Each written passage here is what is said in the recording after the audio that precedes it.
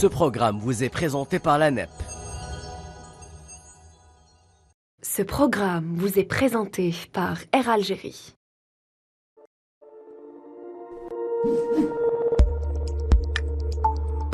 Ce programme vous est présenté par Madar Holding. Le Nomad Fashion, partenaire styliste du programme.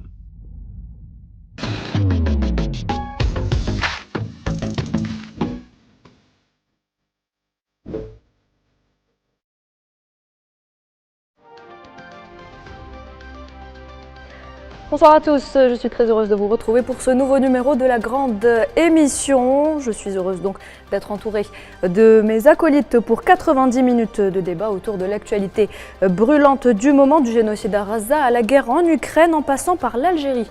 Pour la commémoration des massacres du 8 mai 45, on vous promet une soirée très riche, alors ne zappez surtout pas la grande émission, c'est maintenant.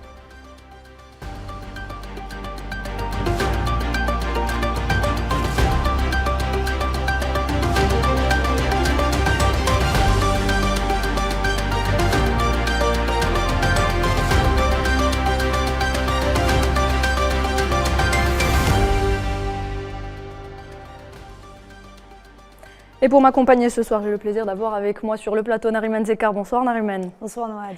Karim Bouaziz est également parmi nous. Et puis Brahim Tahroubt nous fait le plaisir d'être avec nous sur le plateau. Bonsoir.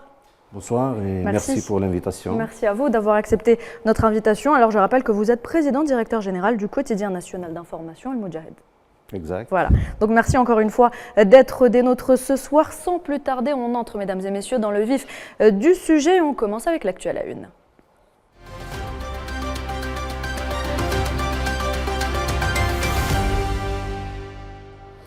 Et pour les habitués, vous le savez, c'est le moment de revenir sur deux actualités qui ont marqué la semaine de Karim Bouaziz et il a donc jugé utile de partager avec nous.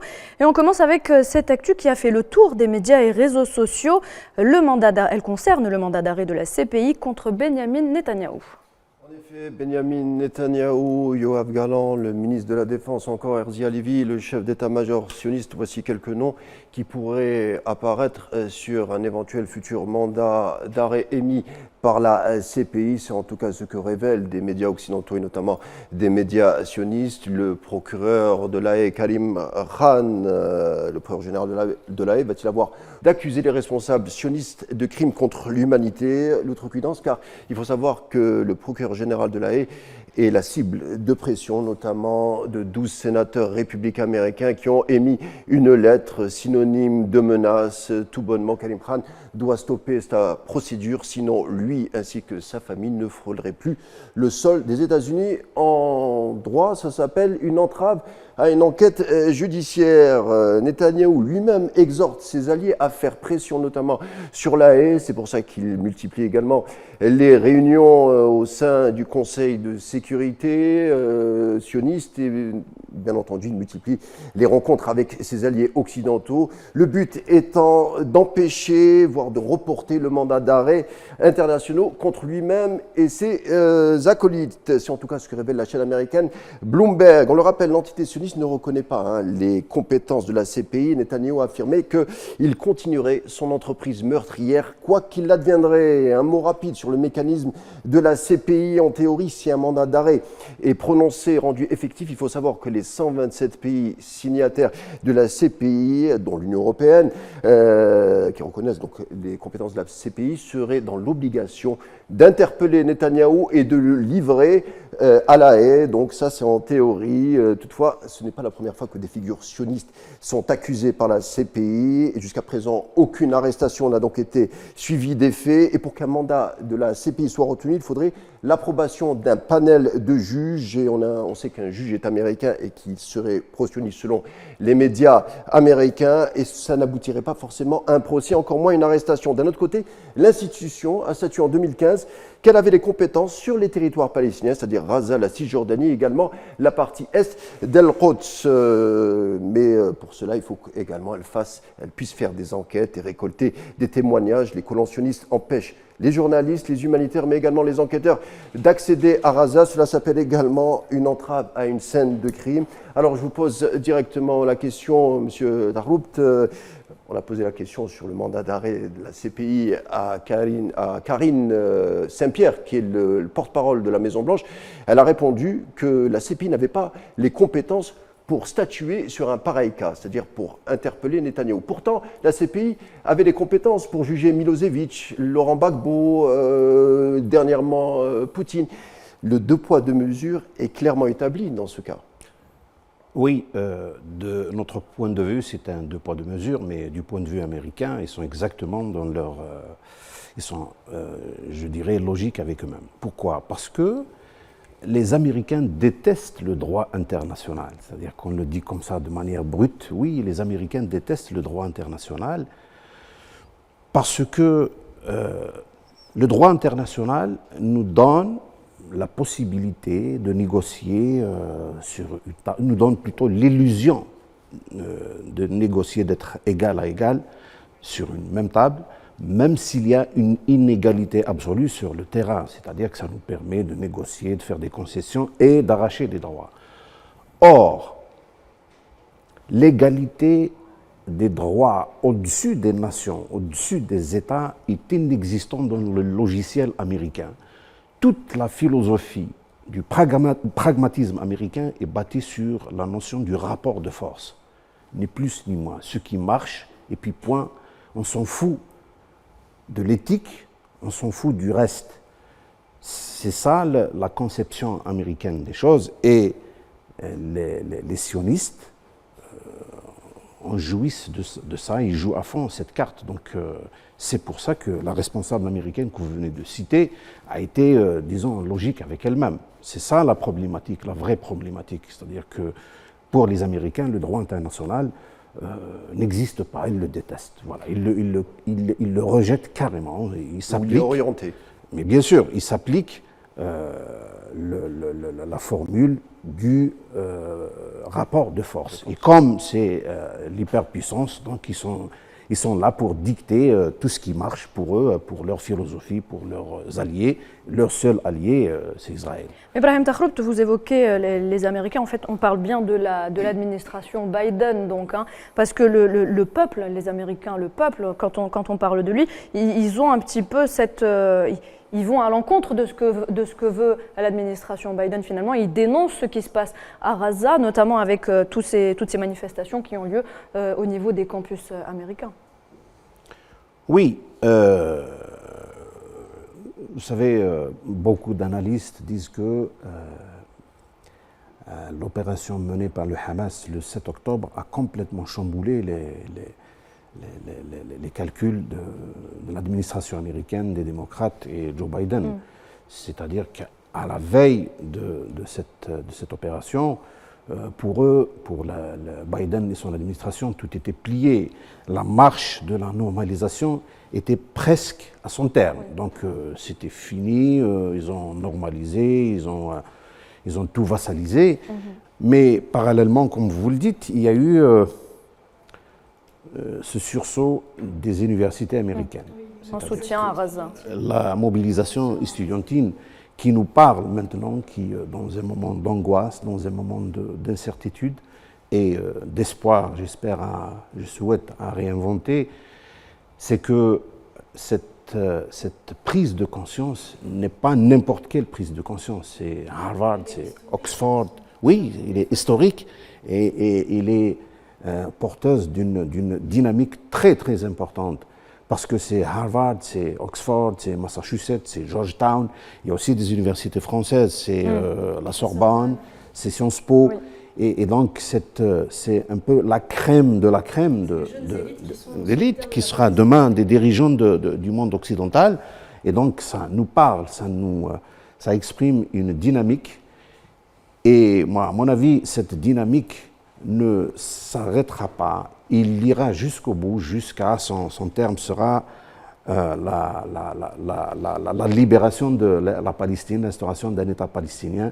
Et toutes ces autres jacasseries ne seront que, enfin, toutes les autres positions des gouvernements et des États occidentaux ne seront que des jacasseries à la solde de Donc en fait, l'entité sioniste. on peut dire que l'entité sioniste a perdu la bataille de l'opinion publique finalement. Oui, elle a perdu la bataille de l'opinion publique parce qu'on a vu déjà auparavant, il y a eu des manifestations grandioses dans toutes les capitales occidentales. Mais là, c'est l'élite. Le mouvement est encore plus profond, il nous parle. C'est l'élite de la crème occidentale et ce sera les dirigeants de demain. Ça, si vous permettez, je dois rajouter un aspect très important. C'est que cette dynamique des universités occidentales, il faut comprendre un message très important.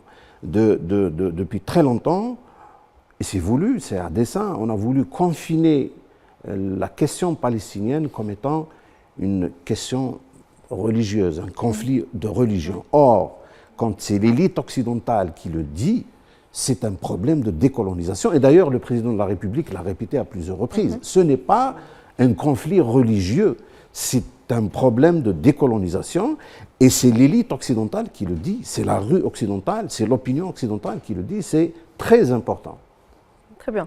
Deuxième actualité, Karim, elle concerne la guerre en Ukraine. Une défaite de Kiev serait en train de se profiler. En effet, la ligne de front ukrainienne serait-elle en train de s'écrouler définitivement? On l'a vu au cours de ce mois, des villes ukrainiennes qui tombent une à une entre les mains des soldats russes. Avdikia, Milotipol, Rabotino, Bakhmout, il faut le savoir, que les soldats russes ont fait une percée de 100 km en l'espace de 7 mois. En fait, le débat n'est plus est-ce que les soldats ukrainiens pourront renverser la vapeur, mais jusqu'où iront les soldats russes? Que vont-ils faire, par exemple, d'Odessa? De quelle manière vont-ils l'encercler? Comment vont-ils se comporter s'ils arrivent à Kiev? Pas un mot, bien entendu, dans la presse occidentale. Eux qui, tambour battant, nous vendaient la contre-offensive ukrainienne. Celle-ci a été repoussée. Alors, c'était une fois au printemps dernier, puis c'était l'été, puis c'était le printemps, et puis c'était au calendrier grec. En tout cas, les faits sont les faits. Il faut savoir que des villes donc ukrainiennes tombent entre les mains des Russes. Et autre chose, on connaît à peu près le nombre de soldats ukrainiens qui seraient tombés au front. 600 000, c'est énorme.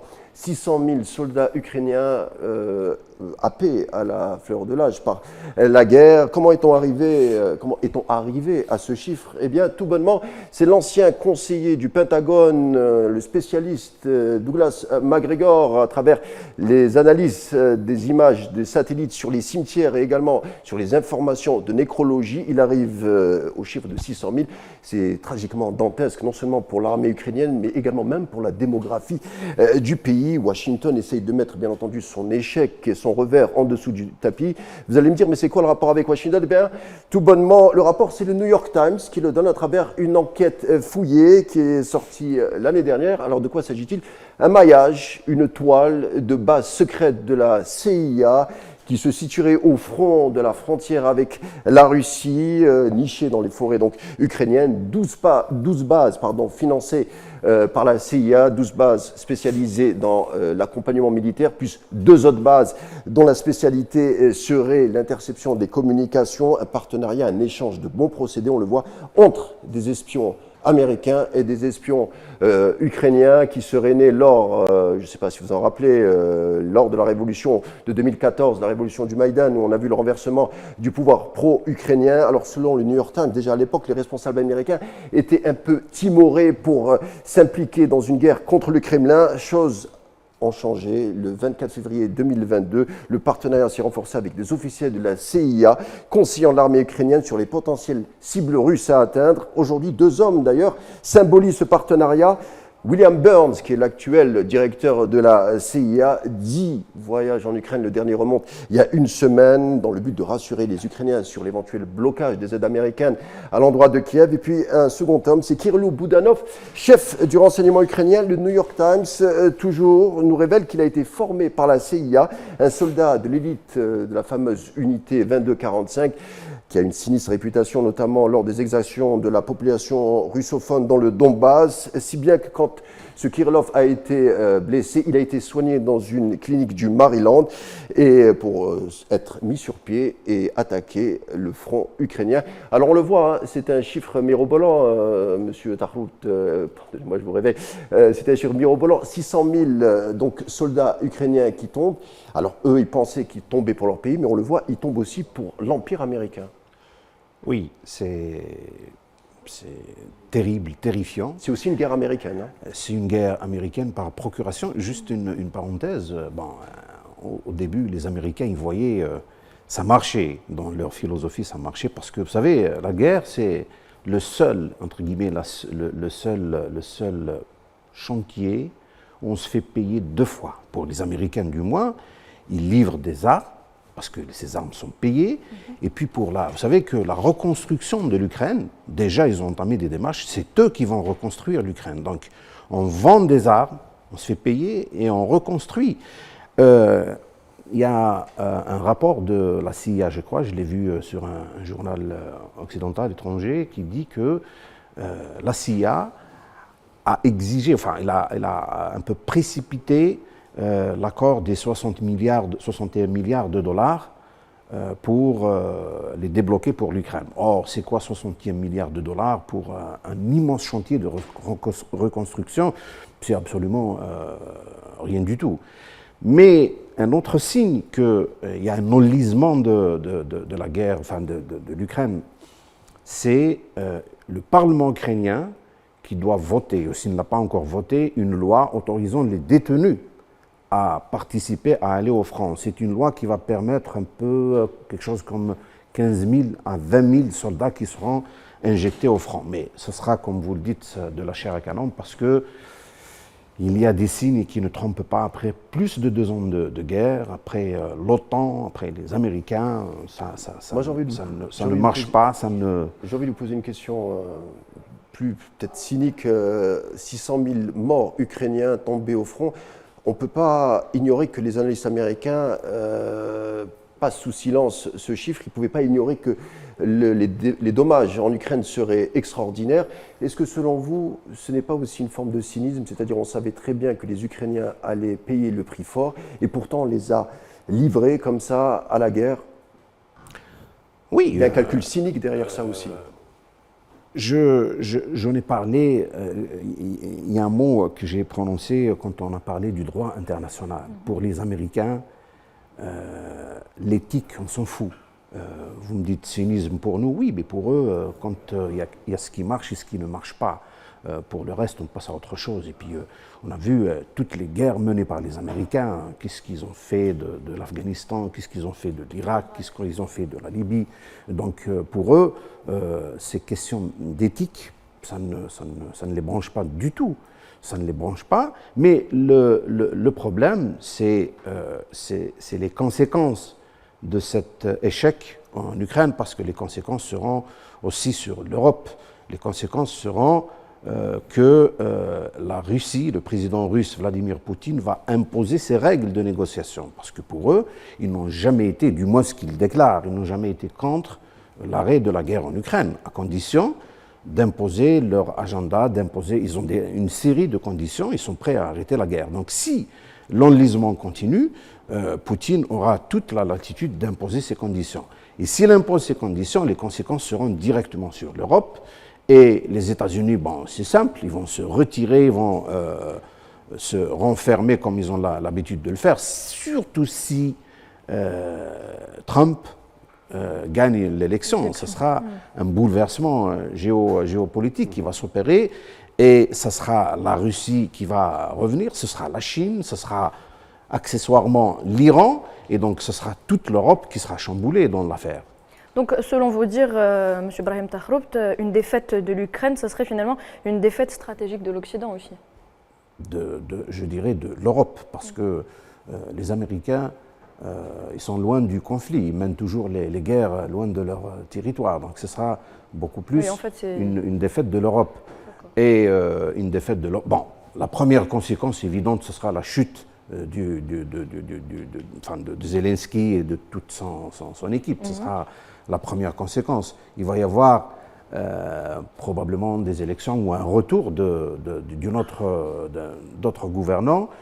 Et ce sera une instabilité de tous les territoires. Je crois qu'ils ont acquis des centaines de milliers de kilomètres de territoire. Et ce sera une instabilité chronique dans cette région. Ce sera une surmilitarisation. Donc ce n'est pas gagné pour l'Europe, pour toute la partie, les pays frontaliers, dont la Pologne et tous les pays proches le flanc oriental du front oriental de l'Europe. Très bien. Les choses ne sont pas aussi simples. Si les Américains ont cette possibilité de se renfermer, de revenir à leur Amérique, loin du donc en fait, terrain de la guerre. Tant qu'ils sont loin, tant que ça ne les touche pas, c'est oui, pas grave, ils peuvent... mais ce sera l'Europe occidentale qui va trinquer, comme on dit. Ça serait simpliste de dire que les élites européennes défendent plus les intérêts américains que leurs propres intérêts, comme les intérêts de leur population. L'élite européenne, on a l'impression qu'ils sont vent debout pour défendre l'Amérique et les valeurs américaines. Je dirais c'est beaucoup plus les médias, des médias qui ont l'élite, les médias. Oui, les présidents, Macron par exemple qui parle d'envoi de troupes en Ukraine, il est secondé par les Suédois, les Allemands ne sont pas contre. C'est inquiétant, contre la population. Ça. Oui, mais écoutez, c'est des choix à faire. Là, c'est des choix et des politiques face aux Américains. Vous savez, ils doivent répondre aussi à des exigences. Mais l'élite, je ne pense pas. L'élite, c'est plutôt les médias qui sont plus bruyants. C'est la couverture de la guerre en Ukraine. Je pense que vous avez vu comment ils ont mené cette couverture. Moi, il m'est arrivé de voir, et là je fais une comparaison par rapport à Gaza, ce qu'on voit, les massacres qu'on voit à Gaza, bien sûr. Et pour rester dans cette couverture médiatique, j'étais étonné de voir des reportages sur une famille ukrainienne qui a perdu, excuse-moi de le dire, son chien dans la guerre. C'est un chien qu'ils adoraient et on en a fait tout un reportage, toute une tartine dessus. Et parallèlement, quand on voit des enfants déchiquetés à Gaza, on n'en parle pas, c'est le droit de se défendre, et il y a des questions à se poser. Et ce matraquage, ce bashing médiatique, c'est le deux poids, deux mesures entre l'Ukraine et Gaza. Oui, et donc, on a l'impression qu'une vie ukrainienne ne vaut pas une vie palestinienne. On a l'impression qu'une vie ukrainienne et une vie palestinienne ne se valent pas finalement. Oui, bien sûr. Mais ça, c'est le plan, il faut rester sur le plan de la couverture médiatique de certains médias influents.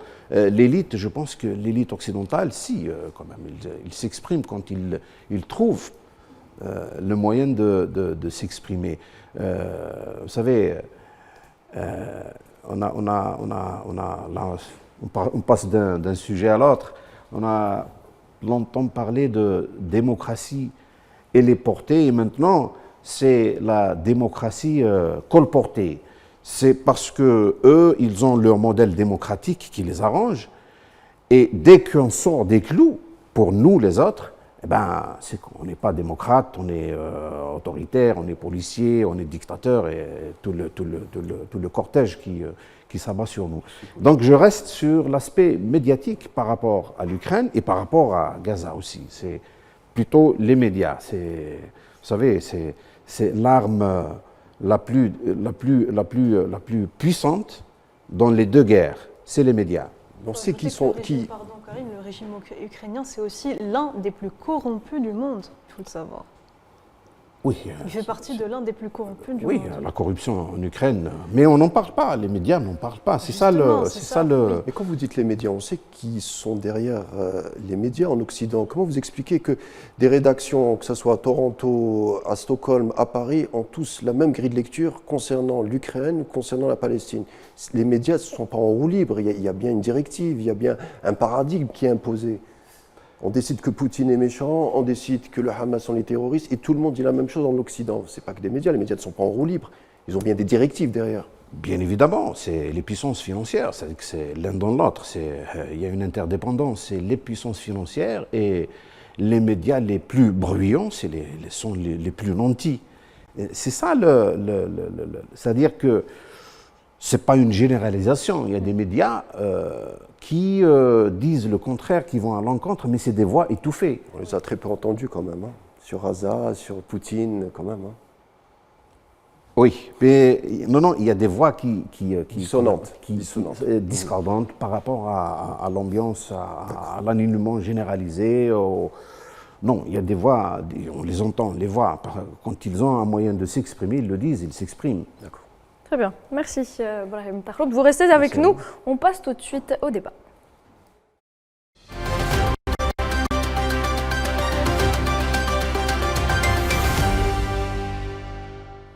Alors le débat de ce soir, on a décidé de le consacrer à une date marquante de l'histoire de l'Algérie, le 8 mai 1945, alors que toutes les capitales et les grandes villes du monde entier ont manifesté dans la joie et l'allégresse la fin d'un cauchemar qui a duré 6 longues années, celle d'un conflit mondial dévastateur et la victoire des Alliés sur l'Allemagne nazie qui a donc capitulé la veille.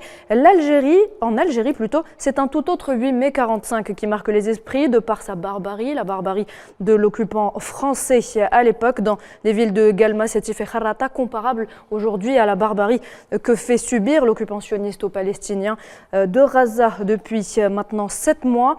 Brahim Tahroub, 79 ans après ces affreux massacres qui ont fait plus de 45 000 martyrs donc chez nous, est-ce qu'on peut parler de traquenard du colon français à l'époque?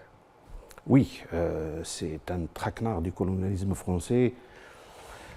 Parce que, comme vous l'avez souligné, en France, on célébrait la victoire. Et donc la date du 8 mai 1945, elle est perçue différemment. Elle est fêtée, elle est dans la mémoire collective des deux côtés, mais elle est perçue différemment. Pour eux, c'était la joie, c'était l'allégresse. Ils se sont libérés des griffes du nazisme. Mais nous, c'était, si vous voulez, une nouvelle séquence dans le mouvement national qui a commencé. D'ailleurs, tout le monde le dit, les historiens le disent, que le 8 mai 1945, c'était l'ouverture d'une brèche qui ne s'est jamais refermée jusqu'au début de la guerre de libération nationale. Donc c'était 10 ans, c'était exactement 10 ans pour que la guerre commence. Et c'était la cassure totale, c'est-à-dire qu'il n'y avait rien à espérer au plan politique, avec toutes les réformettes qui se menaient depuis par les différents gouvernements du colonialisme français. Donc c'était un peu une nouvelle séquence qui s'est ouverte ce jour-là.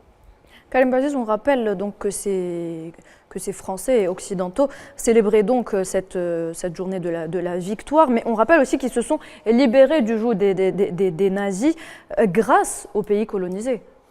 Oui, on connaît les tirailleurs sénégalais, on connaît aussi, il y a beaucoup d'Algériens aussi qui se sont impliqués dans la guerre pour sauver l'Europe. Et ils ont été, on le sait, hein, c'est une tragédie, ils n'ont jamais été remerciés.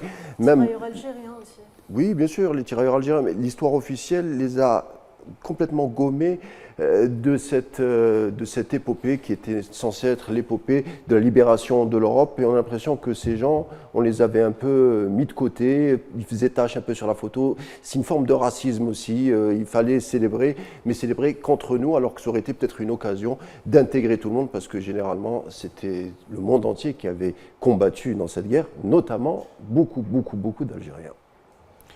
Oui, et qui sont morts. Hein, qui sont oui, morts, oui, ils sont morts sur le champ de bataille. En Europe. En Europe, dans les différentes batailles affreuses contre le nazisme. Mais là encore, si aujourd'hui on a ce débat sur la mémoire entre l'Algérie et la France, je crois que la commission va se réunir dans les tout prochains jours. Je pense que le déni, bon, il existait depuis l'invasion de l'arrivée des troupes coloniales le 5 juillet 1830 en Algérie, mais là, ce fait historique, ce repère historique renseigne sur ce déni terrible, parce que les Algériens étaient envoyés comme chair à canon. Et je crois que le nombre de morts était considérable. D'Algériens, il y avait des Maghrébins, d'autres nationalités, mais le nombre d'Algériens était considérable. Je pense qu'il dépassait les 100 000, 130 000. En tout cas, ils n'ont jamais reconnu ces hauts faits d'armes des Algériens, et le déni continue jusqu'à des temps récents. C'est vrai qu'il y a des tentatives de reconnaissance, mais on a toujours voulu faire du révisionnisme, notamment par rapport au 8 mai 1945. Et on a toujours voulu déformer l'histoire, la regarder que du côté français, mais du côté algérien, on a toujours digné, on est allé jusqu'à digner le nombre de morts. Oui. Nombreux historiens français contestent ce chiffre à ce jour. C'est encore un peu plus grave que ça, parce que même les archives, c'est-à-dire quand un jeune historien veut s'appuyer sur des archives, pour, je ne sais pas, pour une thèse ou une thèse de doctorat, ces archives sont tenues secrètes au sein du ministère de la guerre, c'est-à-dire même malgré le temps, malgré l'époque, c'est une époque où on désacralise tout et on refuse quand même de regarder cette période-là. La France refuse encore d'admettre ces crimes qui sont des crimes contre l'humanité. Oui, c'est tout l'enjeu politique, il est là, c'est-à-dire qu'à chaque fois on se dit peut-être... Certains cercles se disent pourquoi on insiste, pourquoi on remet à chaque fois, mais il y a des rivières de sang, il y a des souffrances, il y a des douleurs qui n'ont jamais été, qui existent à ce jour. Il faut que la France se démarque, réagisse par rapport à ces faits. Si on fait un pas en avant et deux pas en arrière, ça ne réglera pas le problème. Mais il faut des décisions plus courageuses. Justement, que M. ça. Brahim Tahroub, pourquoi est-ce que ce pan de l'histoire algéro-française est occulté côté français? Pourquoi est-ce qu'à chaque fois, il existe on le voit, il existe une sorte de déni, vous le disiez côté français, il y a toujours eu ce déni de la colonisation, il y a toujours eu ces propos côté français qui ne parlent pas de colonisation, mais qui parlent plutôt d'actes civilisationnels. Ils sont venus pour civiliser l'Algérie, etc. Pourquoi occulter les faits? Vous savez, l'occultation des faits n'est pas précisément par rapport à ça. C'est toute une philosophie, c'est toute une démarche. C'est-à-dire qu'elle commence dès lors que une certaine idéologie ou certaines idées ont décidé d'envahir un pays. Écoutez les extrémistes, l'extrême droite française, quand ils parlent de l'Algérie française, c'est comme si c'était un droit. Pour eux, le pays leur appartient. Donc ils s'en foutent si des Algériens ont été tués, si des Algériens se sont fait massacrer. Pour eux, c'est dans l'ordre des choses, c'est dans l'ordre normal des choses. Ce déni, et pour eux, c'est une continuité.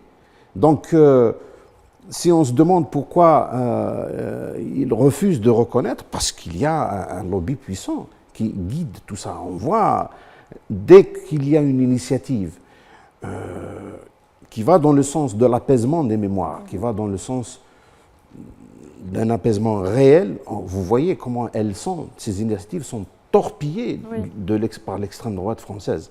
Donc c'est une conviction profonde. Pour eux, c'est l'Algérie française et ça continue. Il faut insister aussi sur le fait que les massacres du 8 mai 1945 ne sont pas les seuls crimes de lèse-humanité perpétrés par la machine de mort coloniale. On peut citer la longue série morbide qui a marqué, entre guillemets, la conquête coloniale de 1830 à 1871, en commençant par les massacres de la mosquée de Ketchaoua, l'utilisation d'armes chimiques à la Rouat, les enfumades de Dahra, les expropriations massives de terres, les déportations, en plus des pratiques de l'entreprise coloniale de déshumanisation, d'acculturation et d'ethnocide. On peut aussi citer les crimes de masse perpétrés durant la guerre de libération nationale et autres pratiques répressives comme le déplacement forcé de millions d'Algériens, les régimes concentrationnaires, l'utilisation d'armes prohibées comme le napalm, la torture systémique, les disparitions forcées et les millions de mines antipersonnelles ou encore les essais nucléaires entraînant un crime d'écocide avec des déchets radioactifs et qui constituent toujours aujourd'hui un danger pour les personnes et pour l'environnement. Et puis je vais finir avec un crime d'État particulier perpétré en plein centre de Paris contre des travailleurs algériens qui étaient sortis pacifiquement manifester. C'était le 17 octobre 61. Ils ont été sauvagement assassinés par la police coloniale sous les ordres de Maurice Papon. Vous vous en souvenez souvenez, qui était déjà responsable des déportations durant la Seconde Guerre mondiale. D'ailleurs, Maurice Papon qui a été condamné pour les rafles du Veldiv, mais qui n'a jamais été condamné pour les massacres du 17 octobre. Pourquoi, selon vous, Monsieur Tarlot? Je l'ai dit tout à l'heure, c'est toujours une histoire de lobby. Oui. Et je ne suis pas le seul à le dire. Le président français l'a dit, le président algérien l'a dit. Donc il y a un lobby très fort qui ne veut pas à ce qu'il y ait cette reconnaissance, à ce qu'il y ait cet apaisement entre les deux pays. Et je pense que ce sont les reliques les nostalgiques et les reliques de l'Algérie française. C'est puissant, ça existe. Et dans les hommes politiques français, qui sont influents, et dans les médias aussi. Donc la confrontation existera toujours. Ce Maurice Papon, il symbolise pas mal de choses. C'est le trait d'union, parce qu'il a été collabo pendant la Deuxième Guerre mondiale, collabo avec les nazis, et il se retrouve préfet donc à Paris pendant la colonisation. Donc c'est un trait d'union intéressant entre le nazisme et la colonisation, et il avait sous ses ordres, pendant les massacres à Constantine, dans le Constantinois, c'était en 1960, un certain Maurice Ganassia qui est Henri Comacias. Donc c'est étonnant, oui.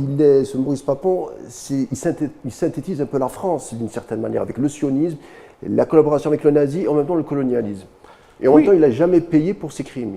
Ben oui, on a vu, puisque vous citez le nom de ce chanteur, on a vu ses positions par rapport à Gaza. On revient encore à Gaza, ses déclarations. C'était des appels au meurtre. Des appels au meurtre, à la liquidation physique des gens qui s'opposaient à leurs idées. Mais là aussi, il n'a pas été inquiété. On a vu sur un plateau de télévision où le journaliste le suppliait, enfin indirectement, de retirer la phrase. Il ne l'a jamais retiré, un appel au meurtre. Oui, encore une fois, c'est cette politique du deux poids, deux mesures qui revient. Mais qui n'a jamais été inquiété. Voilà, c'est ça. C'est dire que ce lobby existe, ce n'est pas une vue de l'esprit, ce n'est pas juste comme... Il existe et il est puissant. Très bien. Alors, le parallèle entre ce qui s'est passé en Algérie et ce qui se passe en ce moment à Gaza, on va le faire, mais un peu plus tard durant le débat. Donc, on revient donc maintenant à ce 8 mai 45, journée donc nationale de la mémoire, instituée par le président Abdelmadjid Tebboune. Et pour avoir un peu plus de détails sur tout ce qui s'est passé, je vous propose de suivre ce sujet signé Iman Merad. 8 mai 45, une date, une histoire, une mémoire.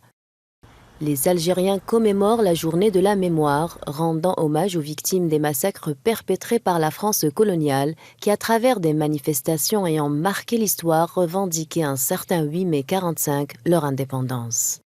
Face à une répression meurtrière, d'une violence sans précédent, plus de 45 000 Algériens sont tombés en martyrs, notamment à Sétif, Guelma, Kharrata et d'autres villes d'Algérie. La pléthore des massacres a dépassé les frontières de l'Algérie en embrasant la métropole française ainsi que l'outre-mer. Ce drame avait estampillé l'esprit des Algériens d'un nationalisme inouï. C'est à cette date-là que le mouvement de libération nationale prit forme, un tournant historique dans la guerre de libération algérienne. Le président Abdelmadjid Tebboune a d'ailleurs salué le courage indomptable du peuple algérien lors de ces épreuves, évoquant les exploits héroïques à Sétif, Guelma, Kharrata et Ain Timouchent, mettant en lumière la résilience face à l'oppression coloniale. Le chef de l'État a condamné les crimes contre l'humanité commis par le colonisateur, soulignant l'ampleur des sacrifices consentis par le peuple algérien. L'intérêt de l'État pour la question de la mémoire repose sur l'appréciation de la responsabilité nationale dans la préservation du legs glorieux des générations et découle de la fierté de la nation, de son passé honorable, mais aussi des immenses sacrifices du peuple dans l'histoire ancienne et moderne de l'Algérie, en vue de repousser les convoitises et barrer la route aux ennemis qui n'ont eu de cesse de tenter d'avoir raison de son unité et de sa force. Leur filiation continue, à ce jour, de cibler notre pays.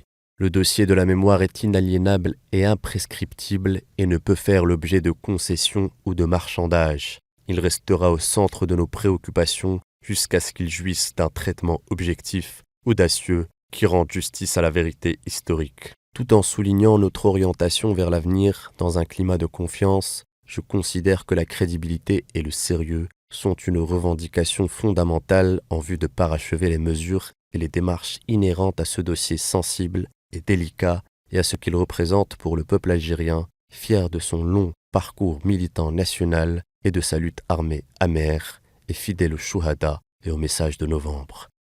Un seul héros, le peuple, les massacres du 8 mai 45 resteront gravés dans la mémoire collective du peuple algérien, une date qui marquera à tout jamais le tournant de l'histoire du pays, face aux mensonges éhontés d'une France coloniale qui, pour embrigader les vaillants Algériens aux côtés de tirailleurs africains aux premières lignes d'une guerre de tranchées face au projet de l'Allemagne nazie, leur avait promis une indépendance qu'ils avaient décidé d'arracher eux-mêmes au prix du sang d'1,5 million de martyrs au terme d'une révolution qui a forcé l'admiration du monde entier.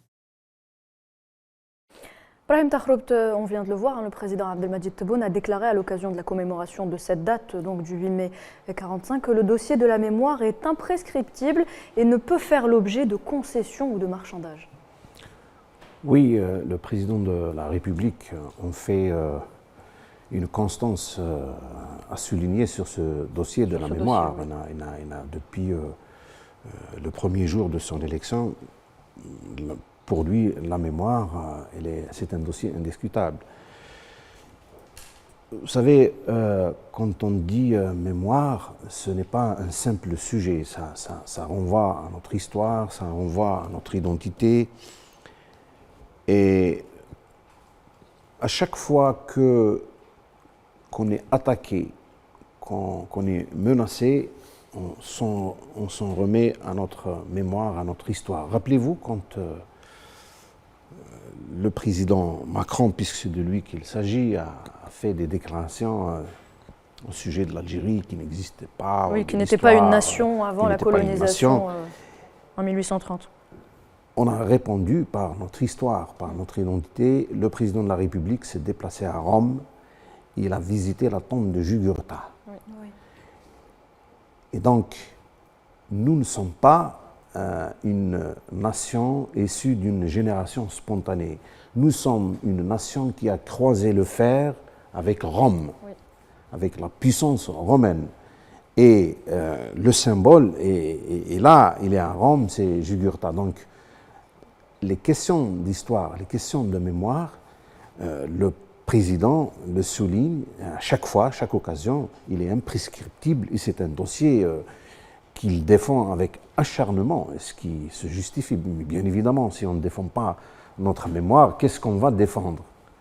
Il faut notamment la défendre avec la jeunesse algérienne, qui doit connaître son histoire, la jeunesse algérienne, qu'elle soit ici en Algérie ou qu'elle soit établie à l'étranger. Parce qu'on rappelle par exemple que les Algériens qui vivent en France ne connaissent pas forcément leur histoire, parce que dans les livres, dans les manuels scolaires en France, ce n'est pas la vraie histoire qui est racontée, c'est finalement le point de vue français qui est donné. Donc par exemple, les massacres du 8 mai 1945, les Algériens qui vivent en France ne connaissent pas cette histoire-là, ne connaissent pas ce côté du 8 mai 1945. C'est un tout autre 8 mai 1945 qu'ils connaissent, celui du jour de la victoire.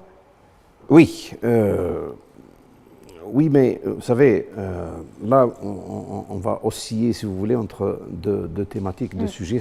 Vous nous amenez à évoquer un peu notre communauté nationale à l'étranger. Oui. Si le président de la République, les autorités algériennes prennent des mesures envers cette communauté, ce n'est pas uniquement pour venir passer des vacances, mais parce qu'il y a un fond justement de transmission de cette mémoire. J'ai vu des dizaines de jeunes qui sont venus, je crois, dans le cadre d'une activité ou d'une action de la Grande Mosquée de Paris, des jeunes qui ont sillonné un petit peu le pays. Ces décisions des autorités algériennes envers notre communauté, on les a vues dernièrement, c'est les billets, les prix des billets qui sont en baisse. Il y a même des possibilités d'accès au logement. Toutes ces initiatives, c'est parce que cette communauté mérite d'abord ça, mais aussi parce que, peut-être nous aussi, de notre côté, on l'oublie, le mouvement national, il est né en France. Oui. Vous avez parlé la classe ouvrière algérienne en France. La classe ouvrière. Vous avez parlé du 17 octobre. Oui.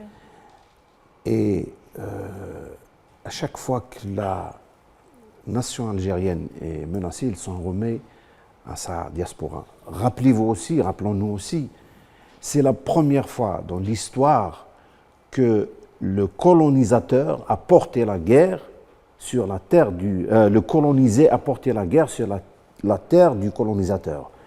La Fédération de France, du FLN en France, a fait un travail absolument extraordinaire, notamment en menant d'abord des actions en France, mais aussi en termes de logistique, en termes de soutien financier extraordinaire pour la guerre de libération nationale.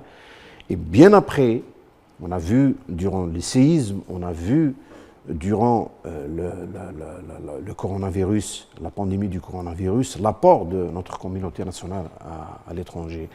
Donc, les actions que mène l'État algérien envers cette communauté procèdent aussi de cette continuité de transmission de l'histoire et de la mémoire. Donc, même si vous parlez des manuels scolaires, mais il y a plus fort que les manuels scolaires, c'est l'attachement au pays, c'est toutes ces actions qui vont contribuer à la transmission de cette mémoire, de cette histoire.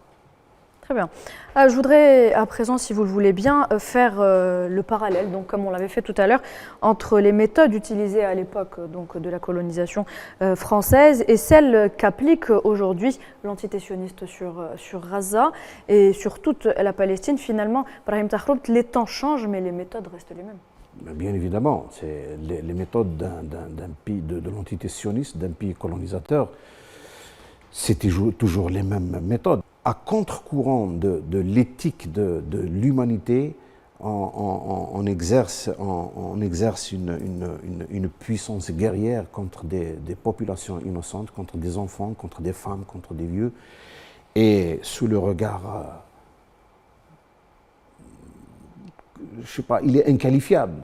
Le silence de la communauté internationale, il est inqualifiable. L'impuissance des institutions internationales face à ce crime est inqualifiable. C'est pour ça que tout à l'heure je parlais de ce que nous disent ces sursauts des universités occidentales. Il est très important et ça nous rappelle aussi les mouvements qui étaient menés, parce qu'on revient toujours, on est dans la mémoire, dans la guerre, on revient toujours aux intellectuels français de l'époque auxquels il faut rendre hommage. Là, ça me vient à l'esprit les 120 signataires, les 121 signataires qui soutenaient la guerre d'Algérie. Et ce sursaut des universités occidentales n'est pas une simple poussée de fièvre. C'est une dynamique qui va aller très loin, et c'est pour ça qu'il faut écouter ce que disent ces universités. Comme je l'ai souligné, ce n'est pas de simples universités, c'est Harvard, c'est Oxford, c'est la Sorbonne, c'est une dynamique très très importante, c'est un mouvement de fond important. Et on a vu, en France par exemple, aux États-Unis aussi, où la police rentrait comme dans un moulin dans des universités. Où sont les franchises universitaires? Vous voyez que les dirigeants politiques de ces pays ne reculent devant rien. Ils ne reculent devant rien, mais quand c'est une action qui se passe au sud, dans un pays qu'ils appellent le tiers-monde, en Afrique, et voilà quand les ONG nous tombent dessus, que les déclarations qu'ils ont politiques, les condamnations, que nous sommes une dictature, il n'y a pas de droits de l'homme, il n'y a pas de liberté d'expression. Vous voyez un peu les deux poids, deux mesures. Ce qui est étrange, c'est justement de se dire que la fin de la Deuxième Guerre mondiale a vu la naissance de la Déclaration universelle des droits de l'homme, de l'institution de l'Organisation des Nations Unies et du droit international humanitaire moderne, et pourtant, comme je vous l'ai expliqué tout à l'heure, ces dernières ont été violées durant la guerre de libération algérienne, la guerre du Vietnam, des agressions en Irak et en Afghanistan. Mais nous assistons aussi actuellement à l'un des pires génocides de l'histoire de l'humanité, incarné par les pratiques du régime d'occupation sioniste sur le peuple palestinien désarmé, qui a d'ailleurs été qualifié par le président Tebboune d'infamie. Est-ce qu'on peut, selon vous, parler d'un bafouage total des principes des droits internationaux et universels? C'est une évidence même, c'est une évidence. Et là aussi, il faut relever, il faut noter, souligner que l'Algérie est au devant de la scène internationale sur ce dossier. Le président Tebboune a été le premier à avoir appelé tous les hommes de droit au plan international. Il y a eu de nombreux efforts diplomatiques de la part de l'Algérie pour condamner l'entité sioniste. Oui, d'abord l'appel à traduire les dirigeants sionistes devant les tribunaux internationaux. L'appel a été lancé par le président Tebboune, et puis il y a eu une grande conférence à Alger.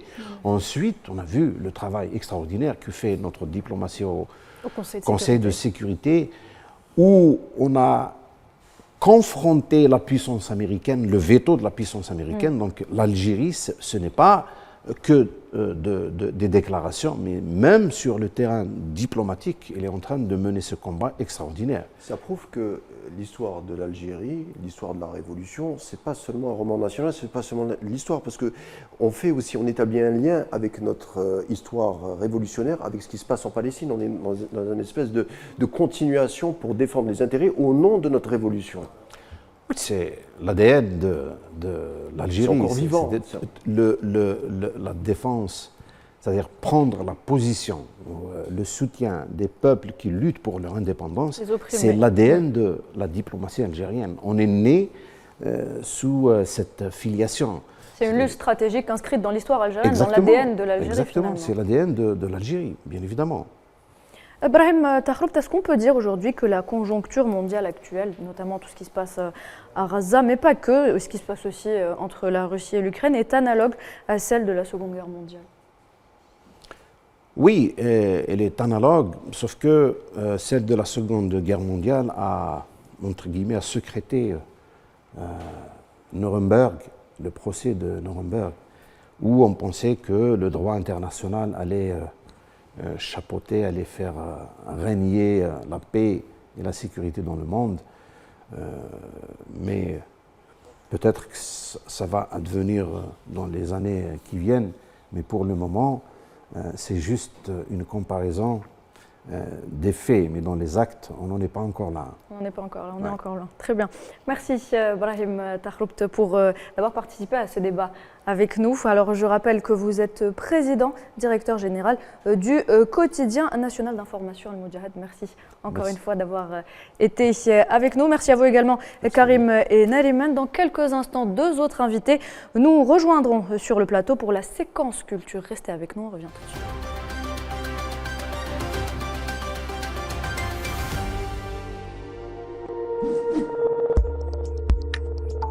Matter Holding. Strategic Investments.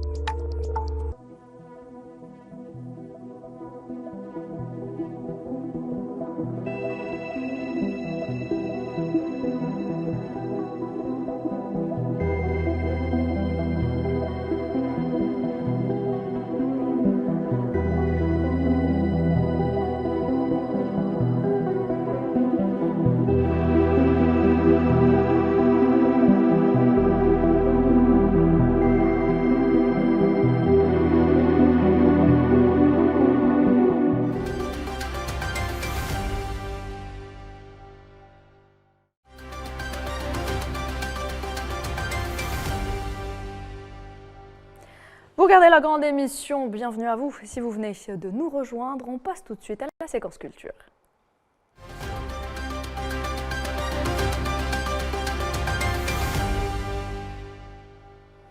Et pour cette deuxième partie d'émission, on va changer un peu de registre et parler d'un sujet qui mettra tous les Algériens d'accord.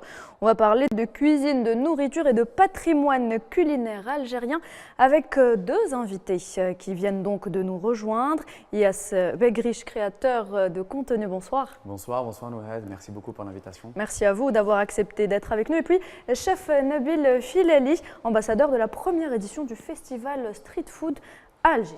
Merci pour votre invitation. Merci à vous aussi d'être avec nous. Nariman, c'est à vous. Alors, je vais commencer avec vous, Iyas. Vous avez pu rassembler une importante communauté sur les réseaux sociaux en testant pendant 30 jours, c'était pendant le mois de Ramadan, 30 restaurants du coup algériens en France, dans la capitale, à Paris. Et du coup, vous faites un peu partie des Algériens qui défendent et qui font aussi la promotion de tout ce qui est Made in Algeria. On vous a découvert. Vous avez essayé de mettre un point d'honneur à faire découvrir la culture algérienne là-bas en France, n'est-ce pas?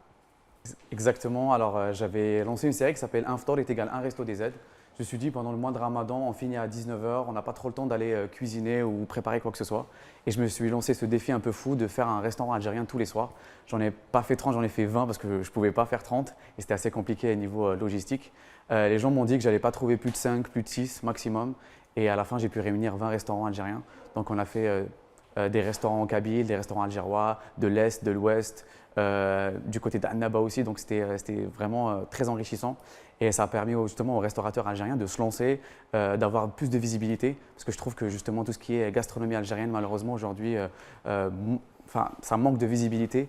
Et moi, je me suis lancé cette idée de leur donner un maximum de boost et ça a cartonné. On a fait des millions de vues. Les restaurateurs, à la fin, ils étaient super contents. Ils étaient complets d'ailleurs durant tout le mois de Ramadan et ça m'a fait super plaisir. Vous avez d'ailleurs pu réaliser un petit exploit. Alors, vous avez réussi à faire référencer la catégorie restaurant algérien dans les catalogues de Google, chose qui n'existait pas avant. On parlait de restaurants maghrébins, oriental. Voilà, oriental Ça, en général. Ça, c'est le pire. Comment le processus s'est déroulé? Est-ce que vous avez rencontré des difficultés ou comment ça Alors, s'est c'est passé? triste de se dire qu'on a dû attendre jusqu'en 2024 pour qu'on soit reconnu par Google pour notre gastronomie, alors qu'elle est super riche. Alors, il y avait certaines personnes qui avaient justement lancé des initiatives en 2021, 2022, 2023 pour justement essayer de référencer la gastronomie algérienne sur Google. Mais malheureusement, ça n'a pas abouti. Il y a eu récemment, justement sur Twitter, beaucoup de tweetos, comme on dit, qui ont essayé de lancer cette idée. Mais malheureusement, il n'y avait pas assez de visibilité. Donc moi, j'ai été contacté par une personne d'entre elles qui m'a dit « Écoute, Yas, on a vraiment besoin d'un grand coup de boost. Est-ce que tu peux faire des vidéos? Est-ce que tu peux en parler ?» Et je me suis dit bah, « Bien sûr, enfin, je suis là pour ça. » Et j'ai lancé une vidéo sur TikTok, sur Instagram. Et la vidéo a tellement été partagée. On a fait, je crois, 1,5 million de vues en même pas 24 heures. Et ça a été repris sur toutes les plateformes, Facebook, Twitter. Et j'ai été contacté par 2 membres qui travaillent chez Google en même pas 48 heures. Ils m'ont contacté, ils m'ont dit écoute, on est des Algériens, on travaille chez Google, on souhaite rester anonyme pour l'instant, mais on prend l'initiative, donc on va essayer de travailler ensemble pour voir ce qui se passe. Donc on a échangé, on a parlé, je leur ai expliqué tout ce qui se passait. Et au bout de 15 jours, je pense, j'ai un premier message qui me dit écoute, ça a été accepté, mais n'en parle pas, attends de voir que ça soit vraiment officiel. Et dès que j'ai eu le OK, là c'était l'effervescence et je l'ai annoncé. Et ce qui était génial en fait dans tout ça, c'est que tous les restaurateurs algériens ont pu justement mettre restaurant algérien. Ils ont enlevé maghrébin, oriental ou bien restaurant tout court parce qu'ils ne pouvaient pas exprimer leur identité.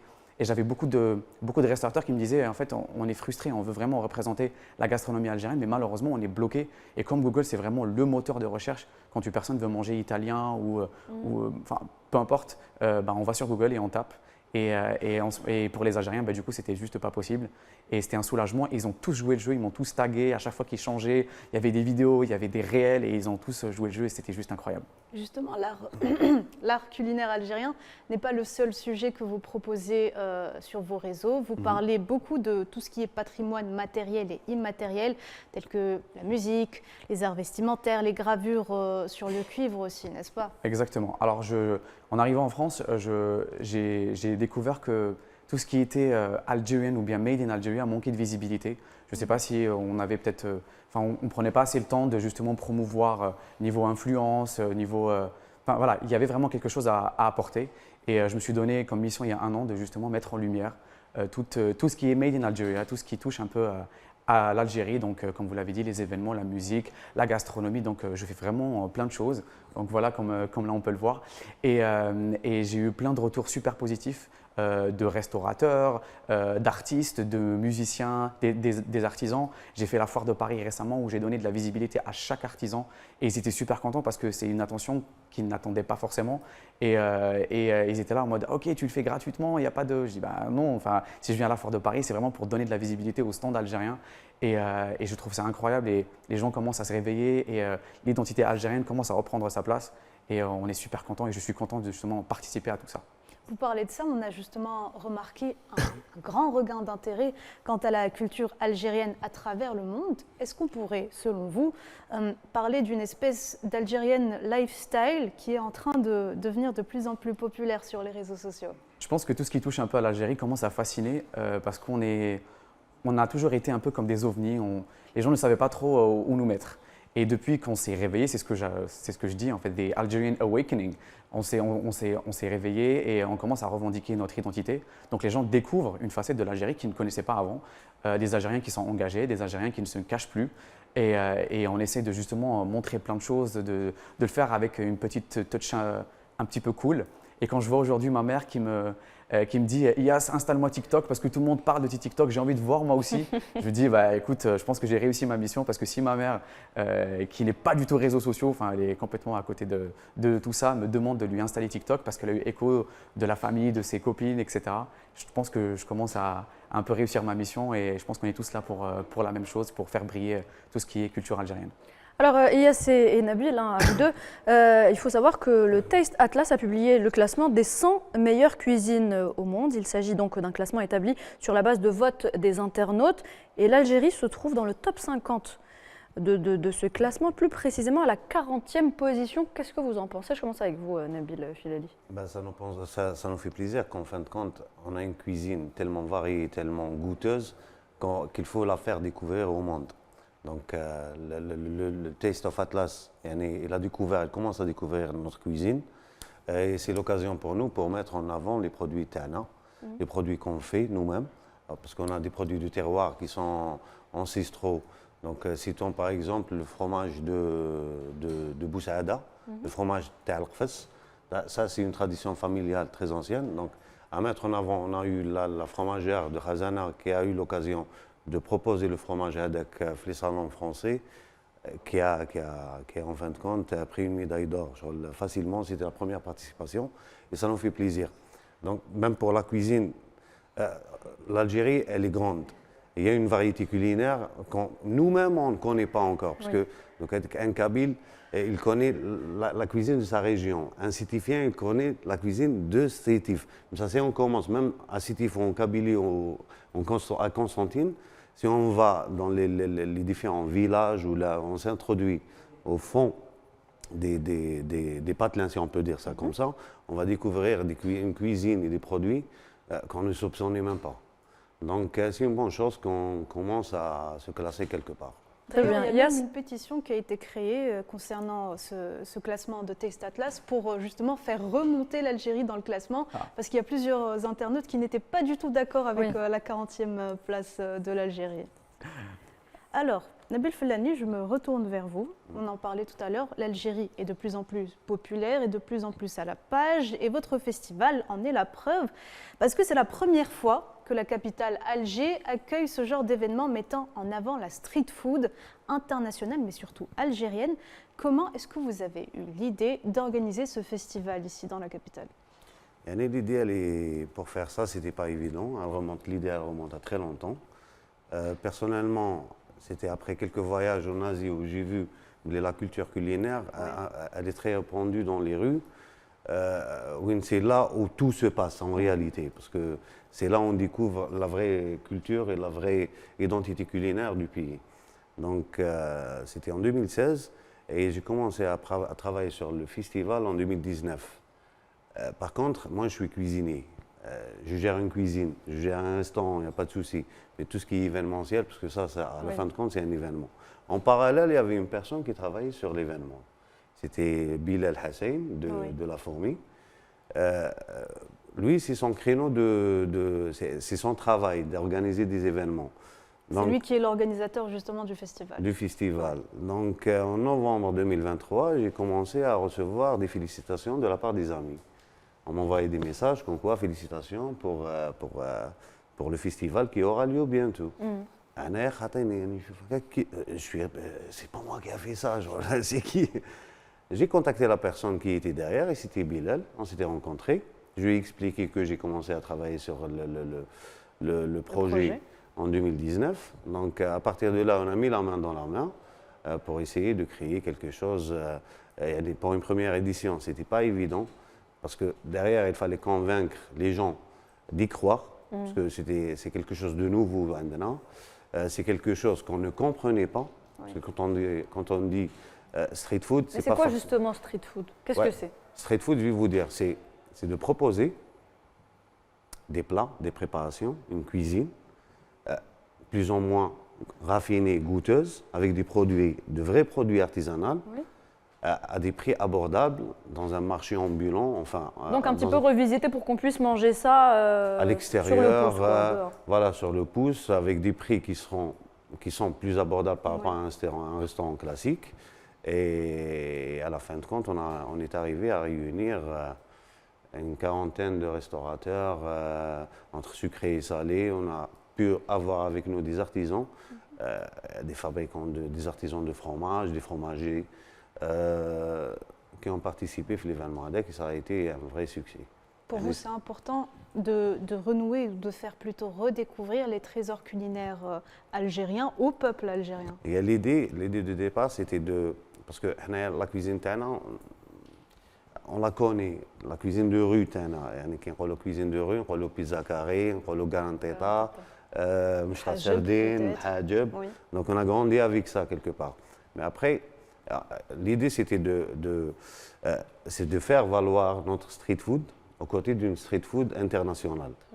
Voilà, d'avoir une certaine fusion dans les rues tana, d'avoir des concepts asiatiques, italiens ou américains, juste à côté des concepts algériens pour les mettre en valeur. Vous avez aussi organisé plusieurs ateliers, outre les stands de nourriture. Il y a eu plusieurs ateliers créatifs, sportifs. Il y a aussi je vais vous dire, du 1er au 4, c'était 4 journées de festivités. Ouais.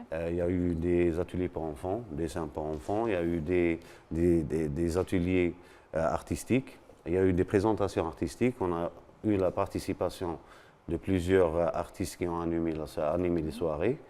Il y avait par exemple Zeki Project, il y avait Bara Mtug qui ont participé aussi. Il y avait le groupe, un jeune groupe du Sud qui a honoré la cuisine. Voilà, Hassan al-Basharia. Donc il y a eu en parallèle aussi des activités culinaires, des concours culinaires. On a fait participer les gens, les visiteurs tel le festival. Il faut savoir aussi qu'on a eu la visite de pas moins de 55 000 visiteurs durant les 4 jours. Voilà, ça a dépassé même, on parlait de 34 000, mais en fin de compte, on a dépassé de loin les objectifs qu'on avait. La particularité aussi, c'est l'endroit où le festival a été organisé. Ça a été organisé dans la promenade des Sablettes, c'est ça? Voilà, c'était au parc écolo dans la promenade des Sablettes. C'était accessible à tout le monde. Sur place, on a un spot très... la promenade des Sablettes, en ce moment, c'est l'espace qu'il faut animer. Il y a eu le parc écolo, ils étaient partenaires avec l'organisation du festival, donc ils nous ont facilité la préparation pour que ça marche. Et alhamdoulilah, c'était bien passé. Mais en gros, le but de ce festival, c'est aussi de réunir les familles algériennes, de pouvoir les réunir dans un esprit de convivialité, tous ensemble, parce qu'il n'y en a pas beaucoup des événements comme ça ici. Je vais vous dire, au bout du 4e jour, on s'est rendu compte que c'était vraiment familial, parce que les gens ils y étaient vraiment vers leurs enfants, leurs parents. Moi-même, ça m'a permis d'avoir ma fille au 4e jour à côté de moi. On a créé une certaine proximité entre les restaurateurs et les professionnels de la restauration. Donc ça nous a permis de nous connaître, de parler de nos problèmes, d'essayer de trouver des solutions au quotidien d'un restaurateur. Donc il y a eu une cohésion sociale très... Est-ce que vous avez eu la visite d'étrangers? On a reçu la participation. On rappelle qu'à Alger, il y a beaucoup d'étrangers qui vivent donc dans la capitale. Est-ce qu'ils sont venus justement à ce festival? Parce que finalement, c'est quelque chose à voir. Oui, c'était impressionnant. Surtout que c'était la première édition. Voilà, c'est ça. Donc, est-ce que vous avez eu des étrangers qui sont venus Il y a eu des étrangers on va dire, qui se baladaient à l'intérieur du site. On était quand même sur 15 000 mètres carrés. Donc, on a vu des Américains, on a vu des Anglais, on a vu des Italiens, même par rapport à la cuisine qui était proposée sur place. Voilà, oui. Or, la cuisine locale, il y avait une cuisine italienne, il y avait une cuisine asiatique qui était proposée, il y avait les produits de la mer qui étaient proposés, il y avait des restaurateurs qui étaient spécialisés dans tout ce qui est poisson.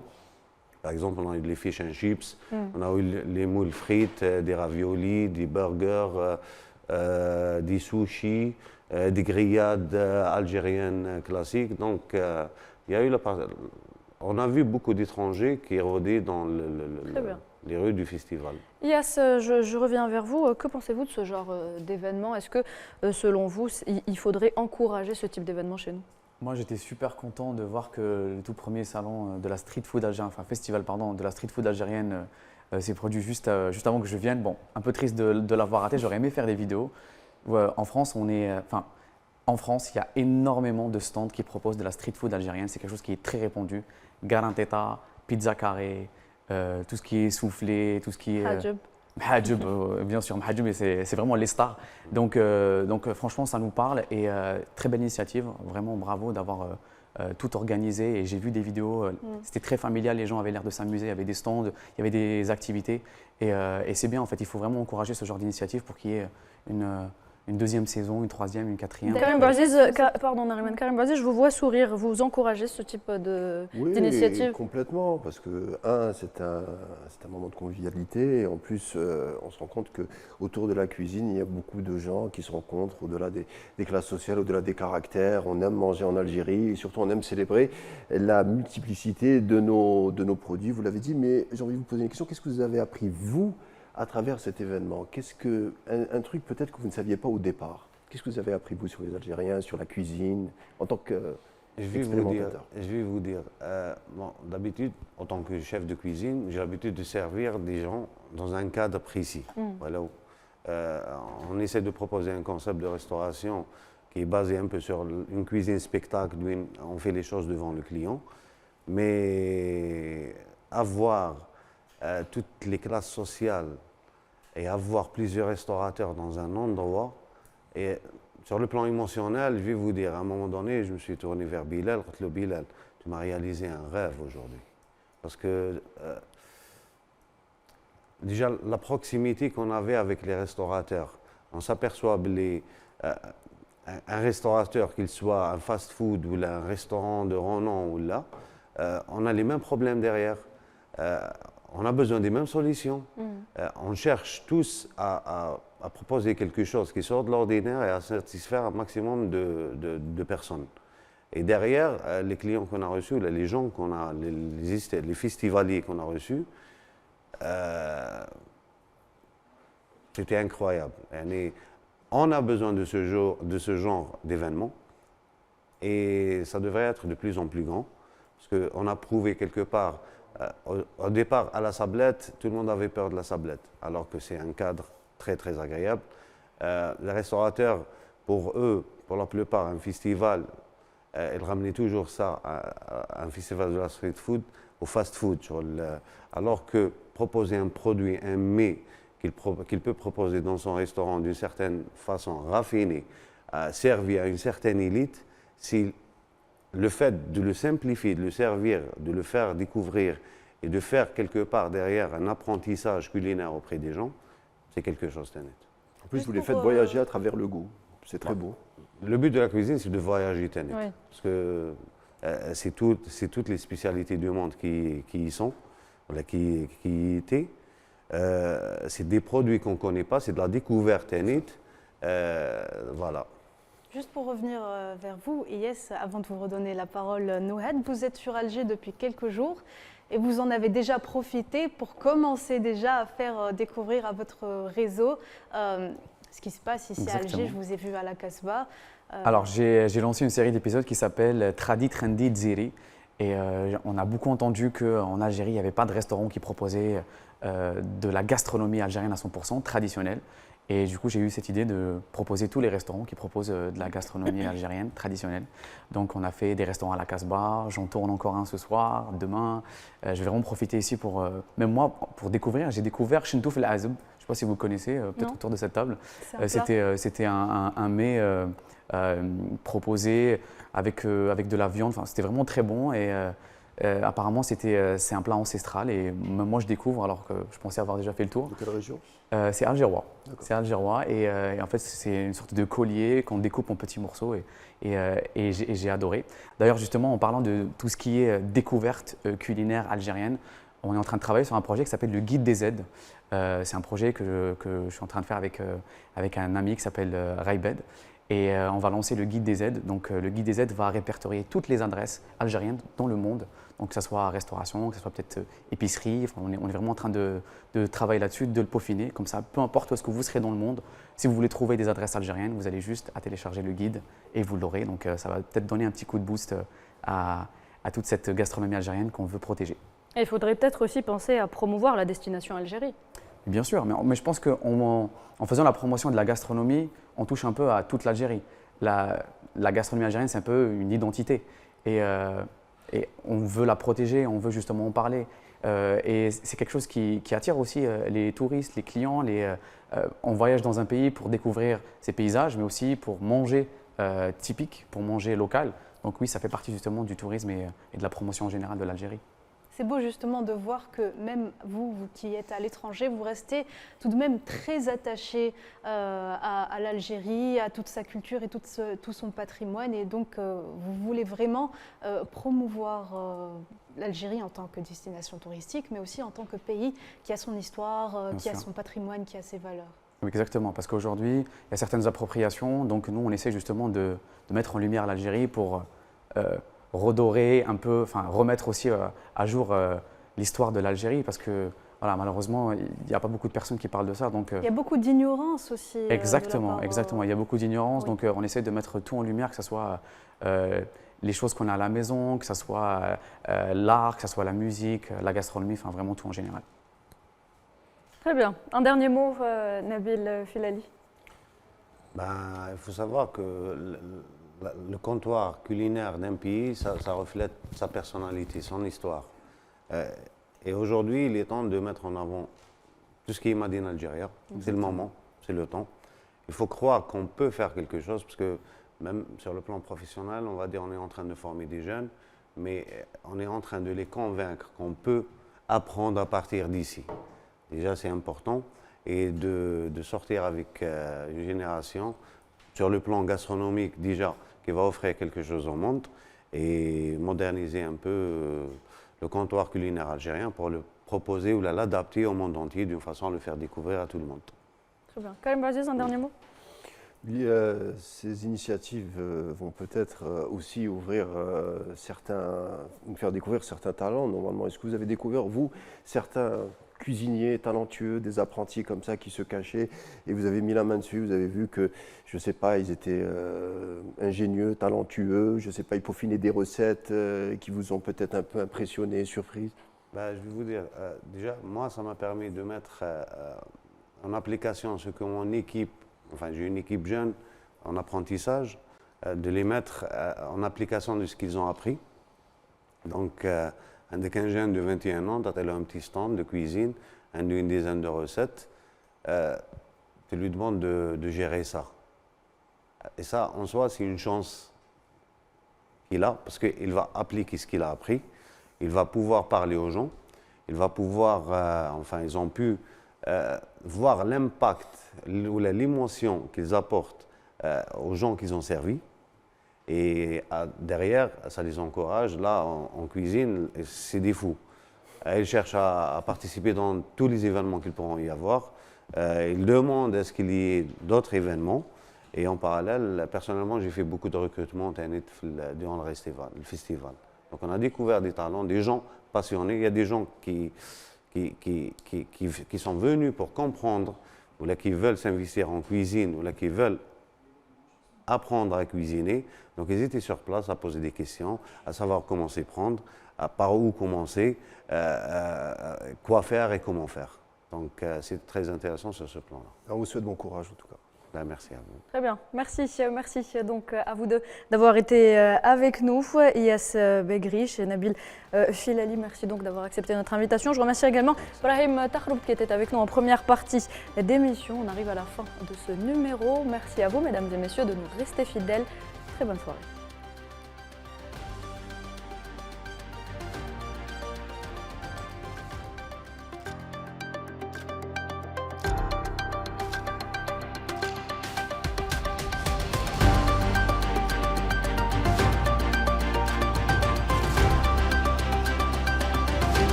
Ce programme vous a été présenté par l'ANEP. Ce programme vous a été présenté par Air Algérie.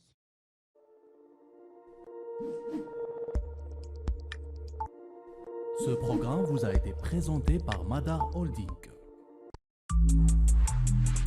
Le Nomad Fashion, partenaire styliste du programme.